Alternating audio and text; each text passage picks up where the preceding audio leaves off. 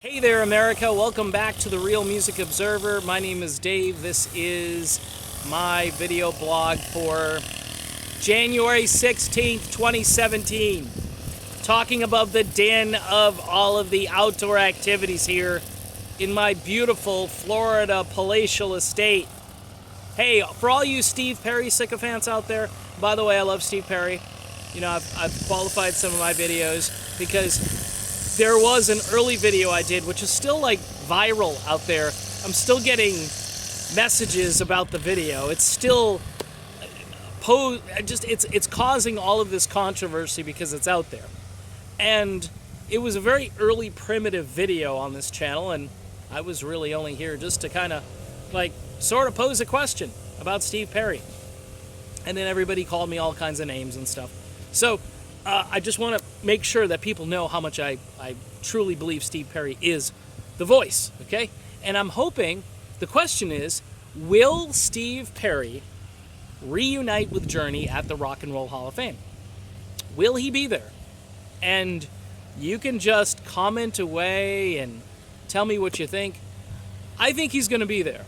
I think he's going to be there. I think this is just bigger than him. I think it really is a testimony to how great Journey is as a band, how even though I love bands like Chicago and the Eagles, and both of those bands have created incredibly melodic and memorable music. But let me say this about Journey. One or two Journey songs, whether you go on to Departure or Escape or Frontiers, or even Raised on Radio. You go on to some of these albums where the band was really hitting on all cylinders, especially in their sort of primal lineup where they were transitioning, sort of the end of Greg Raleigh, the beginning of John Cain, that era.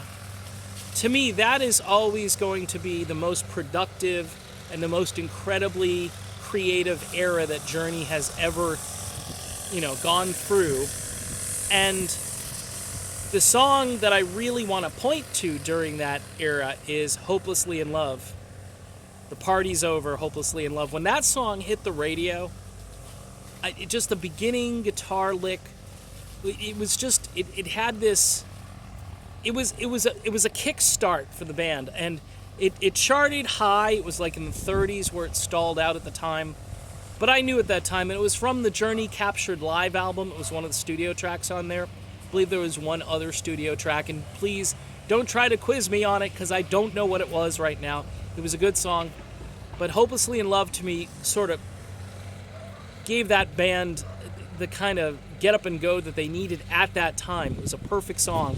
It was very much like on Genesis's album Three Sides Live, they had a song called Paper Late, which we used to make fun of in college and in high school and say, my paper's late, paper's late. I know, stupid joke. But let me just get to the crux of this. Will Steve Perry show up? And again, my hunch is yes, he will. And here's the reason why I think Steve Perry will show up. I think Steve Perry knows that it's not necessarily about him per se.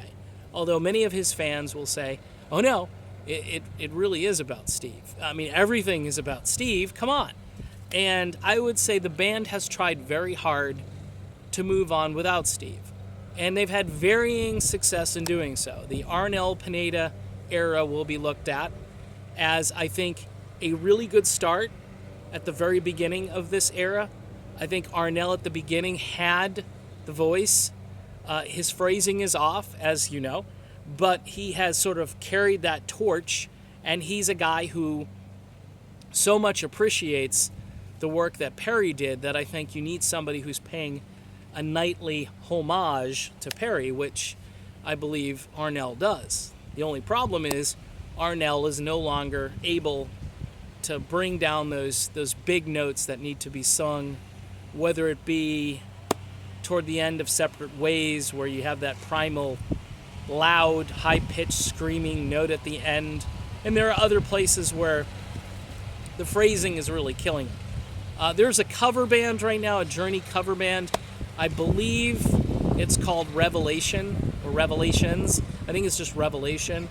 And I heard about it because a Journey fan had posted on one of my other videos to say I really needed to take a look at this band.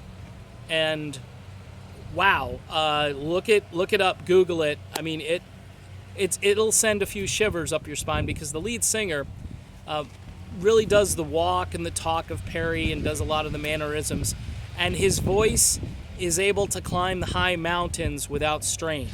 All right, and the band really ought to think about this guy coming into the real band. Journey should think about this down the road, because this guy has the chops to be in Journey. But I know how much people like Arnell as a person, and I know that's driving the agenda right now, especially with Neil Sean. He did an interview, about a month ago, talking about how Journey was fine and there was no chance Perry was getting back and so forth. And now with this Rock and Roll Hall of Fame thing out there, I think there's a really good chance that Perry may want to, dip his toe back in the water. Nobody really cares, by the way, if Perry can hit the super high notes. People really want to just see him on stage being Steve Perry. They also don't care if Journey drops it down an octave and says, hey, just have him sing it. Have him sing it. I mean, there are notes that Steve Perry created that I don't think any human being can hit except for this guy I heard in Revelation. I mean, I was shocked to hear him bring the note down and say, hey, I can do this just like Perry can do it, and really, again, with no straining. Now, we've already been down this road. Your voice ages with time, and it's just one of those things that it's going to happen. But life has to go on, and people love Steve Perry so much that I think it's time. I think it's really time for the band to put out an open invitation and not just say we'd love to have him. I mean, really, just do it. I know I've watched Behind the Music. I've seen the whole thing with the hip and climbing up the mountain and not being able to perform, and if the band had just waited it out. But the problem with, I think, Neil and John and pretty much everybody in that band is they really want to perform. So I'm praying that Steve Perry got that message and is going to make it to the Rock and Roll Hall of Fame, and he's going to perform with Journey. I don't care what song he does. I don't care if he hits all the notes properly. I just want to see him there.